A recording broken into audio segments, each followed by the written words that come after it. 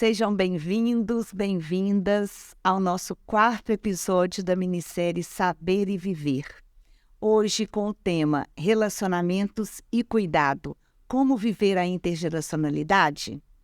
Meu nome é Paula Chacon, eu sou assistente social, especialista em gerontologia, faço parte da Rede Longevidade e estou aqui apresentando essa minissérie nesse novo formato que é o MesaCast. E o que é o MesaCast? É a possibilidade de acessar o conteúdo em forma de vídeo na plataforma do YouTube da Rede Longevidade. Mas você também vai poder acessar em formato podcast no aplicativo do Spotify, que é um aplicativo que você baixa no celular, ok? Então, é a hora que quiser assistir os episódios, é só acessar a nossa plataforma. Essa minissérie Saber e Viver é uma realização, então, da Rede Longevidade, uma organização sem fins lucrativos com o propósito de promover a educação em longevidade. Nós contamos com o patrocínio da Livelo, o fomento do Fundo Municipal do Idoso, do Conselho Municipal do Idoso de BH e da Prefeitura de Belo Horizonte e o apoio da CDL BH e da Casa Una, que sempre nos acolhem aqui. A vocês, muito obrigada. E hoje, pessoal, nós vamos conversar sobre cuidado e relações intergeracionais com Natália Horta, que está aqui com a gente. Natália é doutora em enfermagem, docente do Departamento de Medicina da PUC Minas, coordenadora da pós-graduação em gerontologia da PUC, integrante da Frente Nacional de Fortalecimento às ILPIs, consultora da Unesco para a construção do Guia de Boas Práticas Intergeracionais. Depois ela vai falar um pouquinho mais para a gente sobre isso. Então, bom te receber aqui, viu, Natália? Prazer é meu. Nós estamos muito felizes com você aqui com a gente mais uma vez, né? E trazendo um tema que é uma novidade nessa modernidade, vamos dizer assim, que são as relações, né? E aprofundar mais um pouquinho o cuidado. Mas antes, nós vamos te dar um presente, uma lembrança. Essa lembrança, ela diz um pouco da nossa intenção com essa minissérie. Então, primeiro uma vela, que traz para a gente o fogo, né? Que aquece, que no cuidado é fundamental. E que traz a luz, que na verdade vai irradiar todo esse conteúdo que a gente está trazendo aqui, né? E olha que bacana, uma carta da Elisa, que é uma pessoa 60+ do Grupo Inspira, aquele grupo que a rede coordena já há 7 anos aqui em Belo Horizonte. Então, tem uma carta da Elisa para você apreciar depois, tá bom? Obrigada, Paula. Obrigada a toda a rede pela oportunidade. Bom demais. Então, vamos lá conversar. Nós vamos começar pelo cuidado, Natália. Porque, assim, quando a gente pensa na vida, quando a gente pensa no ser humano, na essência da vida, na essência do ser humano, a gente pensa em relação e em cuidado. Mas o que é cuidar? Então, Paula, cuidar pode parecer tão trivial, né? Porque, como você disse, o cuidado é a essência da vida.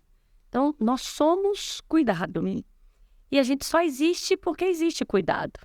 Então, a necessidade de cuidado é uma necessidade para a nossa sobrevivência. E mais do que para a sobrevivência, porque quando a gente fala da sobrevivência, a gente está falando das necessidades básicas de alimentação, de segurança, mas é muito mais do que isso, porque o cuidado, ele requer o zelo, ele requer a empatia, ele requer a relação com o outro. E pensar o cuidado nessa dimensão da relação com o outro remete também a pensar na capacidade de exercer o autocuidado. Então, quando a gente pensa essa relação de cuidado e a essência do cuidado, a gente está falando da capacidade também de olhar para nós mesmos.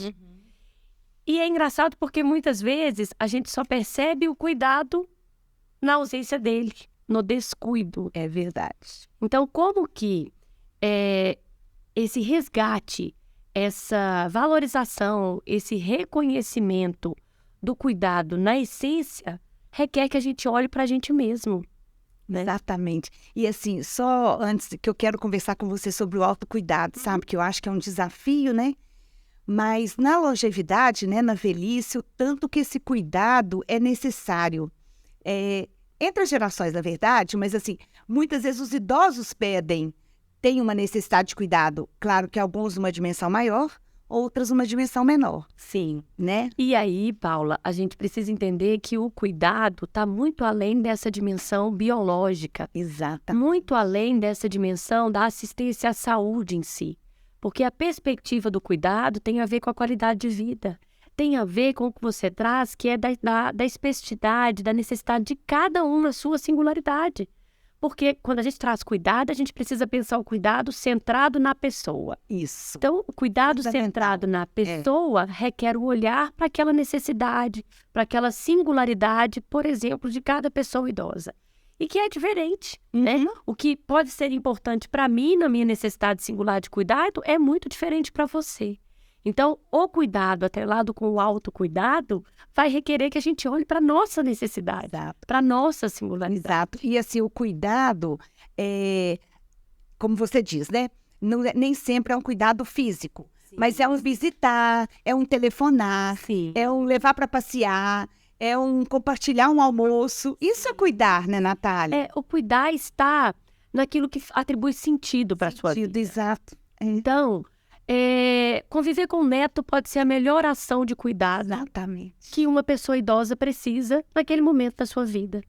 Então, essa necessidade de olhar para a singularidade de cada um e muito mais dessa perspectiva positiva e não no que nos falta.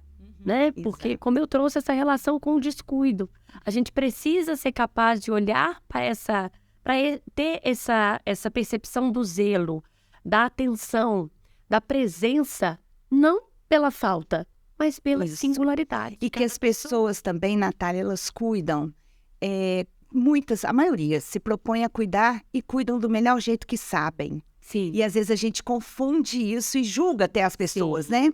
E diz assim, não está cuidando direito. Mas, na verdade, ela está cuidando do jeito que ela sabe. Às vezes, com algum cuidado ideal. Não existe. O cuidado é o cuidado possível. Possível. Exato. Então, a necessidade da singularidade do cuidado remete a isso. O jeito certo de cuidar é esse. Certo para quem? Para quem? Exato. É possível cuidar dessa maneira? Exato. Existem recursos humanos, materiais, né? Recursos cognitivos, de conhecimento. Suporte do Estado, das políticas retaguarda. Públicas, retaguarda, para a gente poder cuidar e cuidar do melhor ainda, né? Então... Você traz essa questão da retaguarda, porque se a gente sempre remete ao cuidado no descuido, é muito fácil julgar. Julgar, exatamente. Mas é complexo perceber e reconhecer qual é a retaguarda que se tem para exercer esse cuidado. Em que condição aquela família vive, aquela pessoa vive, que possa... que traz, às vezes, essa impressão do descuido. Sim. E que, na verdade, não é. Sim. Muitas vezes não é. Reconhecer o melhor cuidado possível. Acho isso bacana. Acho que esse tema é muito lindo, né? E aí, voltando, então, para a questão do autocuidado, Natália, nossa, como que isso é difícil, assim. Na prática, a gente vê pessoas que cuidam e se descuidam. Sim. Né? E aí não tem tempo para si, a função da vida é para o outro. E muitas vezes confundem o autocuidado com o egoísmo, né? Sim. Então, comenta para a gente assim, essa questão do autocuidado mesmo, sabe? Como que desafio é esse? Como que a gente pode buscar habilidades para isso? Sim. Então, Paula, o autocuidado, ele requer outros autos, né? A autoconfiança, a autoestima. Então, quando a gente pensa a capacidade de exercer o autocuidado, ela reflete, inclusive, na capacidade de cuidar. Mas é difícil a gente se colocar na nossa agenda. Exatamente. Então, a agenda cabe tudo. Menos e muitas vezes não cabe nós mesmos. Então, eu não tenho tempo para o autocuidado. Mas tempo, ele é o mesmo cronológico para todos. E em que momento você se coloca na sua agenda? Então, essa é uma reflexão muito importante para todos nós, né? Porque se a gente não se colocar, esse é um lugar que ninguém nos coloca para a gente mesmo. Não mesmo. Né? Então, se a gente for pela dimensão do cuidado biológico, do cuidado com o corpo, né? Alimentação, atividade física, se a gente for pegar por isso. Sim. Quem vai pensar na minha alimentação que não seja primeiro eu mesma? Quem vai colocar um horário na minha organização para uma atividade física, que seja uma caminhada, um convívio com os meus amigos? Quem vai falar assim, não, Natália, Paula, essa hora você vai sair para encontrar os seus amigos. Essa hora você vai fazer uma caminhada com a sua filha. Essa hora você vai levar o seu neto no clube. Essa hora você vai brincar com o seu neto no tapete da sua casa. Isso não vai acontecer. Porque a tendência do ser humano é de olhar na projeção do outro. Mas se a gente reconhece que quanto mais a gente é capaz de exercer esse autocuidado com esses vários outros autos, mais a gente qualifica a nossa capacidade de oferecer um cuidado ao outro que também seja de qualidade. Natália, assim, se a gente não se cuida, é muito difícil cuidar do outro, né?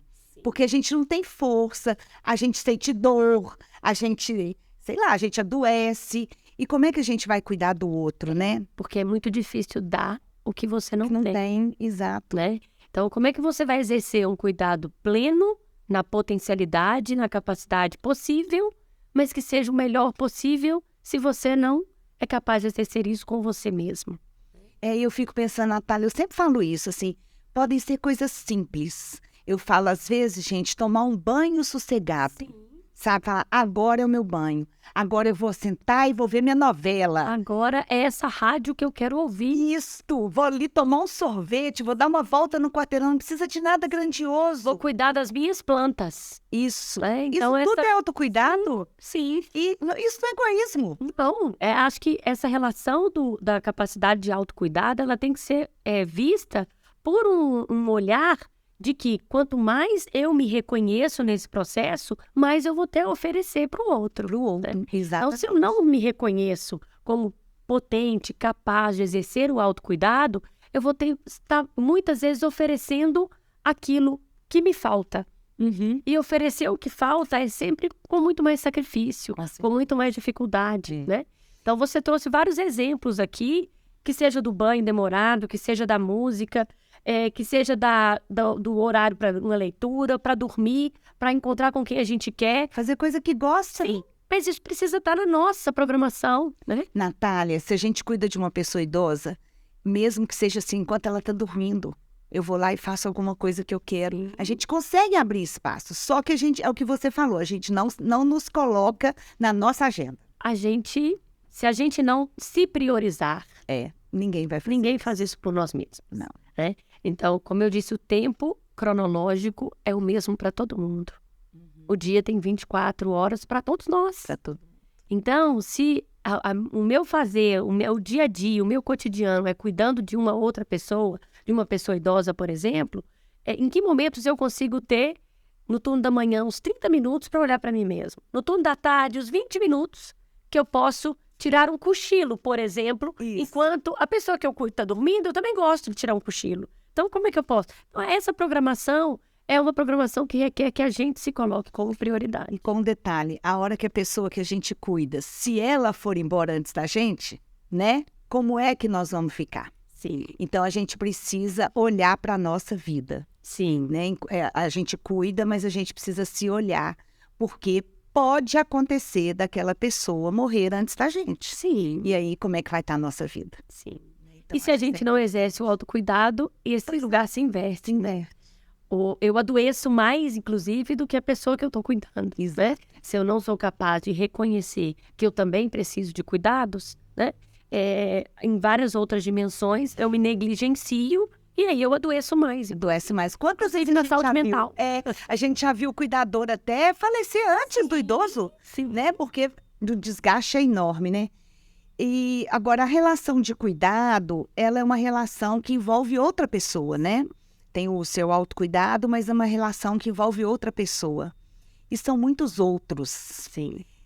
Quem são esses outros, Natália? Então, quando a gente pensa o cuidado, a gente está falando de um cuidado que é por natureza relacional. Né? O cuidado, seja você com você mesmo, no exercício do autocuidado, seja você com o outro. Esse outro pode ser uma relação da mãe com o filho, pode ser uma relação do filho com a avó, pode ser uma relação da avó com o neto. Então, são vários outros envolvidos. Então, se a gente pensa a dimensão do cuidado no contexto da família, por exemplo, a gente está falando dessa relação de diferentes gerações. E essa relação de diferentes gerações, ela passa por essa capacidade de construção, de intercâmbio, de respeito entre o que é meu, particular, e o que é comum nesse encontro com diferentes gerações, né? Isso nem sempre é fácil, porque a gente também ocupa muitas vezes nessa relação com o outro alguma posição que tende a ser uma posição hierárquica. Se a gente traz essa dimensão do cuidado relacional para dentro da família, a gente vai ver que muitas vezes é marcado por conflitos do contexto daquela família, né? Mas que requer esse olhar do que dessa dimensão da relação do cuidado pertence a uma geração e pertence a outra. Em que momento esses encontros dessas diferentes gerações podem permitir um intercâmbio que é também gerador de cuidado? Por que a gente sempre tem uma dimensão de que é só a avó que cuida do neto? Isso. Só a mãe que cuida do Só a filho, mãe que só a cuida do filha filho. que cuida da mãe, Sim. do pai. E aí você está trazendo uma dimensão de gênero. Vê que é. nós estamos falando aqui muito no feminino. Isso, né? exato. Porque o cuidado é marcado por essa dimensão do feminino, né? Mas a dimensão do cuidado, ela está presente em todos nós. Sim. Então, é muito interessante a gente pensar e perceber que essa oportunidade de encontro de diferentes gerações, seja no cuidado intrafamiliar, seja na comunidade de forma geral, porque a gente tem outros espaços que também são espaços de autocuidado e de cuidado com o outro, né? Ela é muito potente.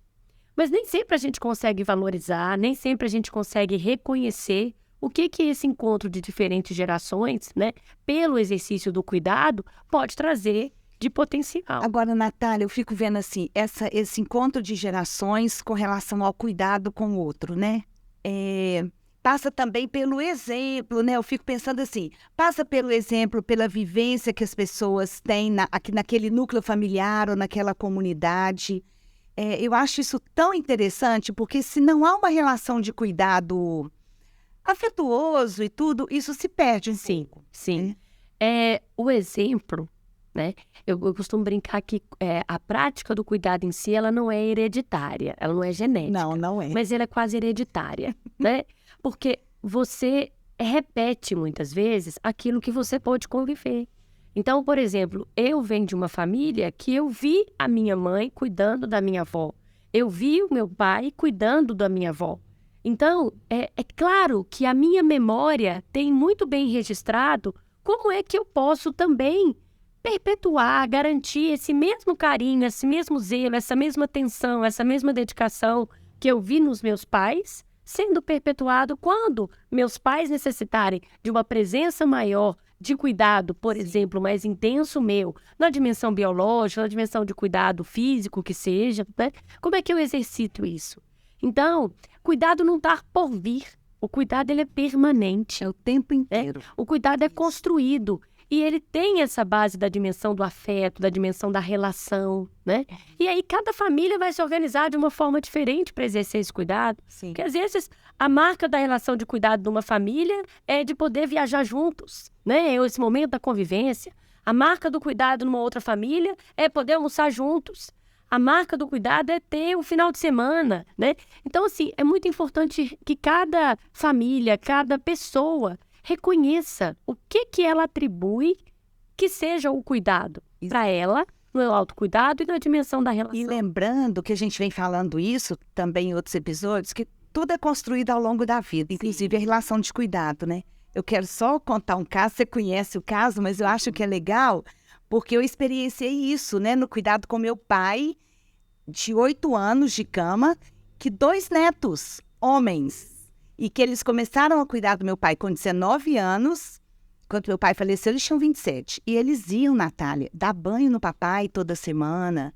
Antes dele ir para a cama, eles cuidavam do papai assim, iam dormir com o papai quando minha mãe viajava. 2 homens, adolescentes, que depois viraram adultos, né, com o tempo.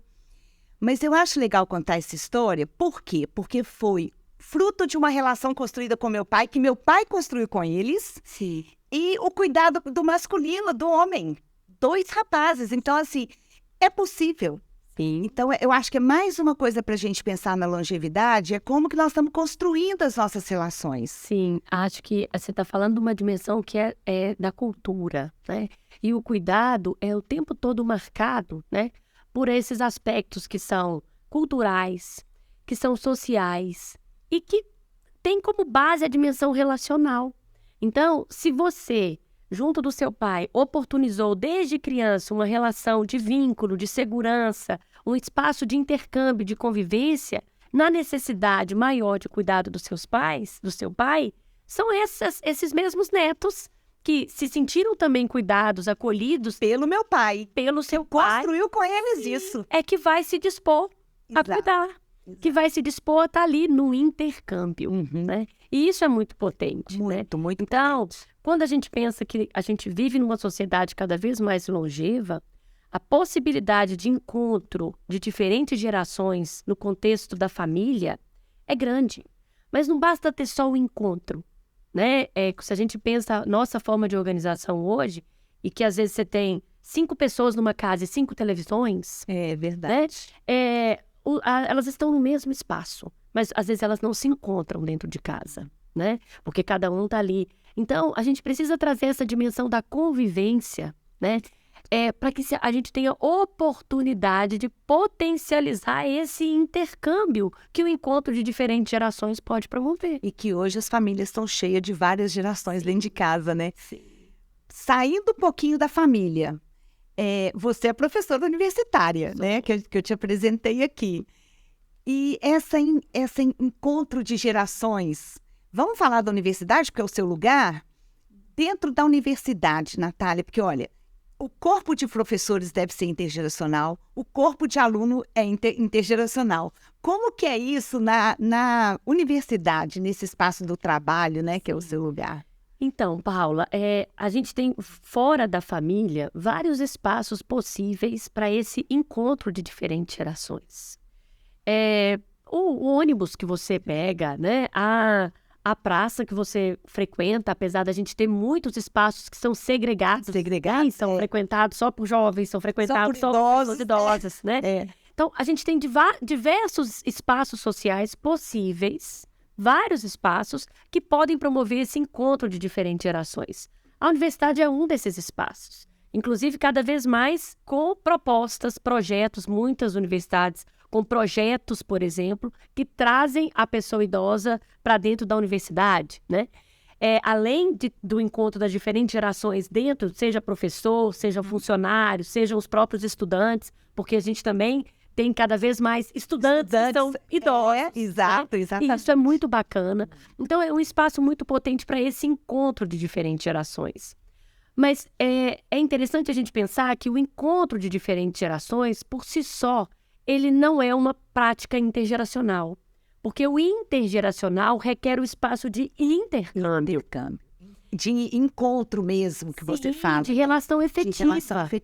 Então, é claro que conviver, estar junto, né? E aí toda a literatura traz isso, né? O Mariano Sanches, um importante pesquisador espanhol, traz isso, né? De que não basta o encontro de diferentes gerações para ser intergeracional. É preciso ter estabelecer uma relação efetiva, né? E esse espaço do intercâmbio, a gente ainda pode potencializar muito. Nesse momento, a gente está com um projeto, uma pesquisa na universidade, em que a gente está mapeando, em âmbito nacional, todas essas práticas, programas, ações intergeracionais. E aí a gente vai ver que a dimensão do esporte, do lazer, é muito potente para promover esses encontros, essa primeira etapa, vamos dizer assim, para a gente ter ações, vivências que sejam intergeracionais. E por que assim, a gente fica pensando assim, por que é tão desafiador esse encontro entre gerações, Natália?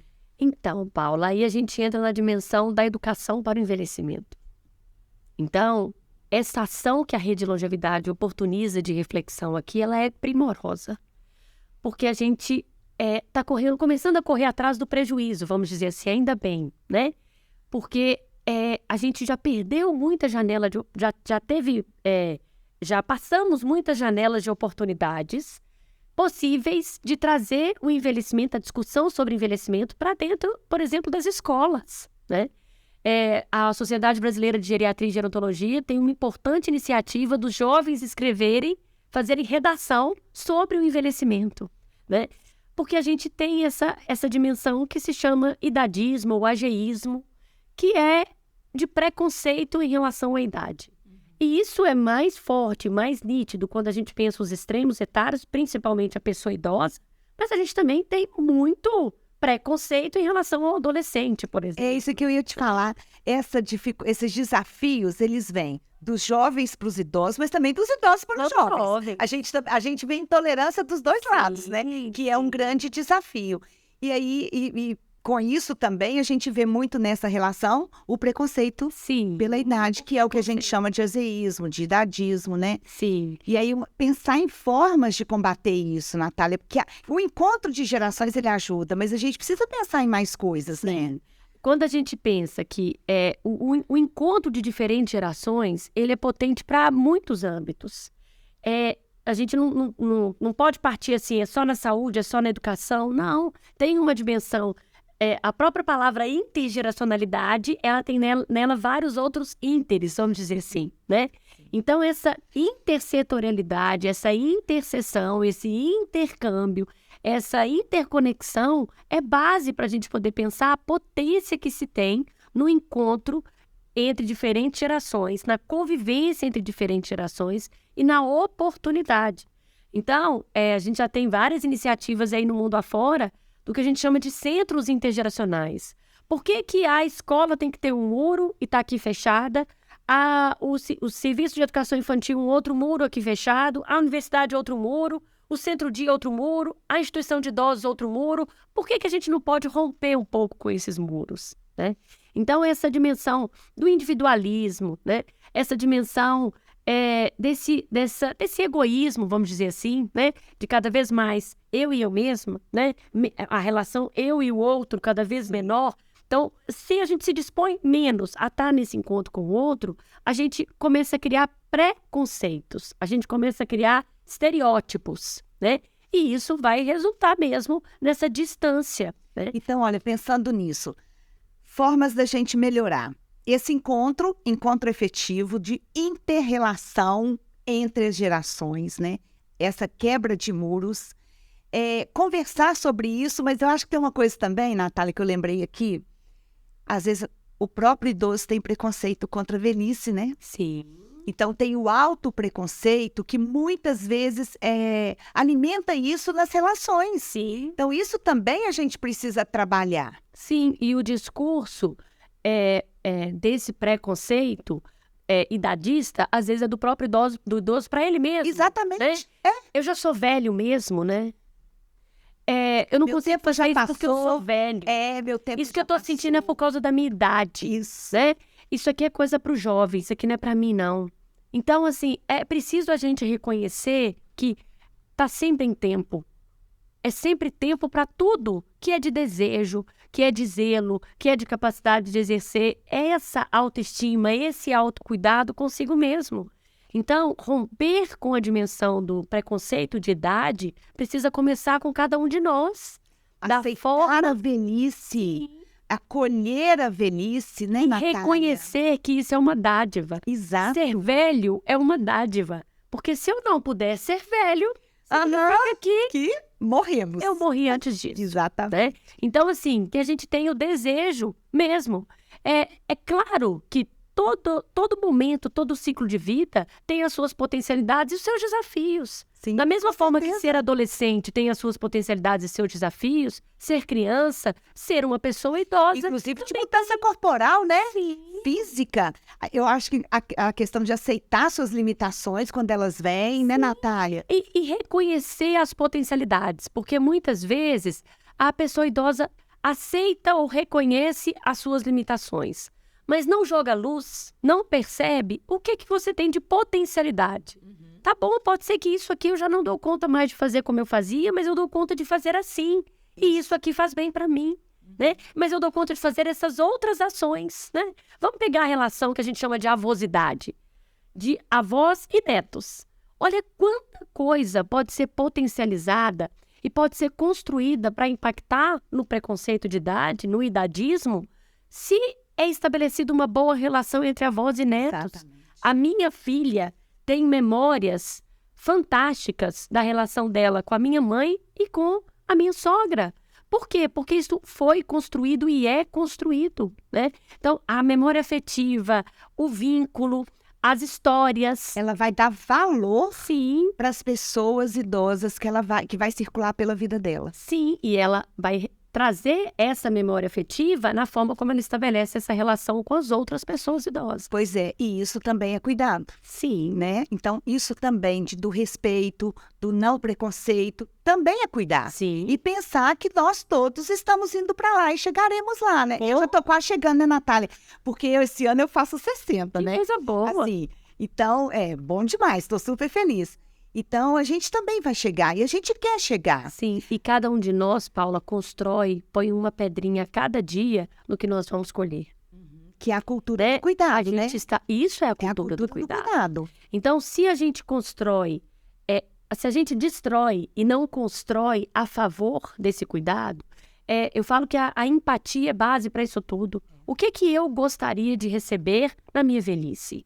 O que eu tenho construído hoje numa dimensão singular, né, minha mesma, Sua, né, aham. pessoal, mas na dimensão do meu contexto familiar, da minha comunidade. Da comunidade que é... Olha, quantas vezes um vizinho ajuda? Sim. Né? E aí essa capacidade de relação, né, se a gente for pensar a nossa forma de organização social, a gente tende a ser e tem assumido um lugar cada vez mais egoísta.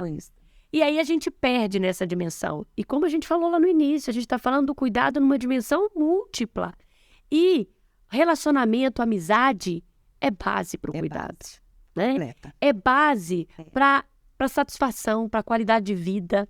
Então, se a gente não fortalece isso na dimensão do contexto familiar e do contexto comunitário, são pedrinhas que a gente está colocando nessa cultura de cuidados, porque a gente já tem uma marca muito forte, principalmente no contexto nosso, no Brasil, de ausência. Né? Se a gente for pegar pela dimensão política, a gente tem ausência do que do está Estado, previsto. né? Exato. Ausência do que está previsto de espaço de retaguarda para a família. Ausência de uma política de cuidados que dê retaguarda para essa família. Hoje, famílias menores com ausência de potenciais cuidadores. Sim, Né? sim. Porque isso também está acontecendo, famílias com menos filhos, então menos gente para cuidar. Desde 2020, a gente tem no mundo mais avós do que crianças, Do que criança. do que netos. Precisa Então, abrir os olhos para isso, Natália. Precisa abrir. então assim, Todo acho mundo, que né? a gente ter a oportunidade de discutir, de pensar sobre isso, é primoroso, porque a gente está construindo o nosso próprio futuro. Exato. Olha o que nós estamos fazendo aqui agora, como você disse, batendo um papo sobre isso e o tanto que isso faz a diferença, né? Para reflexão nossa mesmo. Isso acho que é uma forma, são dicas, né, que a gente pode dar para as pessoas para trabalhar esse tema, que é a cultura do cuidado, o cuidado em si, nas relações intergeracionais. Você teria mais alguma coisa assim para dizer para as pessoas como é que elas podem trabalhar isso e lidar com esse tema, né, na sua vida? Sim. Então, Paula, a gente pode partir disso, de como a gente está fazendo aqui no contexto da família, de discutir como é que eu me vejo no meu processo de envelhecimento. Como é que eu me cuido hoje, como é que eu posso me cuidar e como é que eu projeto o meu cuidado. Né? Eu costumo falar que se cada um de nós pensar assim, quem vai empurrar a minha cadeira de rodas se eu precisar? O que eu tenho construído para esse processo? Exatamente. Com quem eu vou poder contar? O que eu construo hoje para isso? Então, a gente está falando da dimensão da família. Mas vamos pensar na dimensão da comunidade. Como é que eu, como uma pessoa idosa, posso, por exemplo, me dispor a, na escola que meu neto frequenta, trazer essa pauta da longevidade, do envelhecimento? Né? Já pensou em escolas em que a gente tivesse tutores, monitores, que fossem pessoas idosas que estivessem lá para esse intercâmbio, né? Junto das crianças, junto dos adolescentes? Então, a gente já tem, ainda bem, várias iniciativas no Brasil. Né? O Ministério de Direitos Humanos publicou ano passado, eu tive a oportunidade de contribuir, né? de participar ativamente na produção desse guia. Um guia para boas práticas intergeracionais. Então, a gente já tem uma certa pauta, uma preocupação possibilidades sistematizadas para a gente poder pensar quais são os espaços, quais são as possibilidades. Mas isso precisa de cada um de nós, da dimensão singular, da dimensão da família, da retaguarda do Estado, né? E da gente assumir esse lugar de não aversão ao envelhecimento. Exatamente. Né? Então, quando a gente pensa num país que é campeão de cirurgias plásticas, a gente está falando que a gente ainda tem muitos não muros. Acolher o envelhecimento, né? Sim, não acolher o envelhecimento. Não reconhecer a minha autoimagem. Exato, e que é um processo natural, não tem jeito. Se a gente não envelhecer, é o que você falou, nós vamos morrer antes. Sim. Né? São as mortes precoces que a gente vê. Bom, esse é um assunto que eu adoro e é minha menina dos olhos, que é o cuidado. E conversar com você também é bom demais, né, Natália? Mas a gente precisa encerrar, né? Então, eu acho que a gente pode encerrar com essa dica, com essas dicas que você dá, da importância do autocuidado, da gente se olhar e criar esses espaços de conversa na família, na comunidade, no trabalho, porque isso tudo também combate o preconceito. Sim. E a gente precisa de uma sociedade menos preconceituosa em relação a tantas pessoas, né? Sim.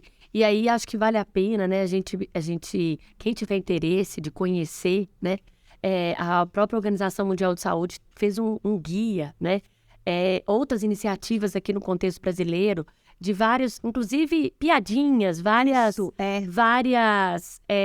frases né, que a gente às vezes acha que tá assim, que não tem preconceito nenhum, né?